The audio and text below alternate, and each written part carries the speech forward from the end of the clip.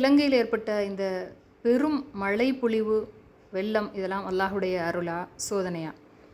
இலங்கையே புரட்டி போட்டுருச்சு டிட்டோ அப்படிங்கிற புயல். இந்த யூடியூப் சேனலுக்கு உங்களை வரவேற்கின்றேன். மார்க்க விஷயங்களை தெரிந்து கொள்ள இந்த சேனலை ஃபாலோ பண்ணுங்கள். பொதுவாக காற்றை பற்றி அல்லாஹ் என்ன சொல்கிறான்னா, அல்லாஹுல்லதி யுர்சிலு ரியாஹ், அல்லாஹ் தான் காற்றுகளை அனுப்புகிறான். என்ன தான் நம்ம அறிவியல் ரீதியாக தியரி நிறைய சொன்னாலும் அல்லாஹ் தான் அந்த காற்றை அனுப்புகிறான். இப்போ இந்த காற்று சாதாரணமாக இருக்கும்போது தென்றல் காட்டாக இருக்குது. அந்த காற்றினுடைய வேகம் அதிகரிக்கும் போது இன்னும் மலைப்பாங்கான இடத்துல மலைச்சரிவுகளில் அதிகமான மாவட்டங்கள் பாதிக்கப்படுது. இலங்கையில் சாதாரண மழையாக தான் இருந்தது, கூடுதல் இந்த நிலச்சரிவுகளில் வீடுகள் நிறைய பெரிய பாதிப்புகளை இலங்கையில் ஏற்படுத்துது.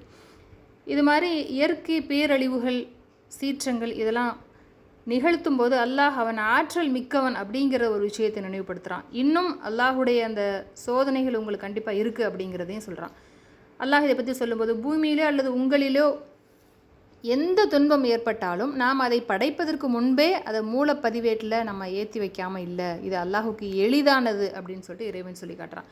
அப்போ நமக்கு ஒரு எந்த துன்பம் ஏற்பட்டாலும் சரி, இயற்கையில் அல்லாஹ்வால் நிகழ்த்தப்படக்கூடிய அதிகப்படியான மழை, வெள்ளம், காற்று, புயல் இது எல்லாமே அல்லாஹுடைய அந்த ஏட்டில் பதிவு பண்ணப்பட்டிருக்குது. நபி ஸல்லல்லாஹு அலைஹி வஸல்லம் அவர்கள் சொல்கிறாங்க, எல்லா விஷயங்களும் அல்லாஹுடைய அர்ஷின் நீரின் மீது இருக்குது. 50,000 வருடங்களுக்கு முன்பாகவே அல்லாஹால எல்லாவற்றையும் எழுதிவிட்டான் அப்படின்னு சொல்கிறாங்க.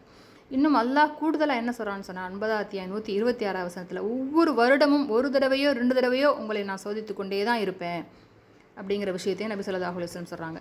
இப்போ ஒரு சமுதாயத்திற்கு சோதனை ஏற்படுது அப்படின்னு சொன்னால், ஒட்டுமொத்த சமுதாயமே அதில் நல்லவங்க கெட்டவங்க எல்லாரையும் சேர்த்து பாதிக்குது. அப்படிங்கிற பட்சத்தில் நாம் நம்முடைய மார்க்கத்தை எத்தி வைத்து கொண்டே இருக்க வேண்டும். இன்னும் இந்த இலங்கை மக்களுக்காக நாம் அதிகம் அல்லாஹ்விடத்திலே பிரார்த்தனை செய்ய வேண்டும். நமக்கு அல்லாஹ்விடத்தில் நிறைய கூலி இருப்பதாக நபி ஸல்லல்லாஹு அலைஹி வஸல்லம் சொல்லி காட்டுறாங்க.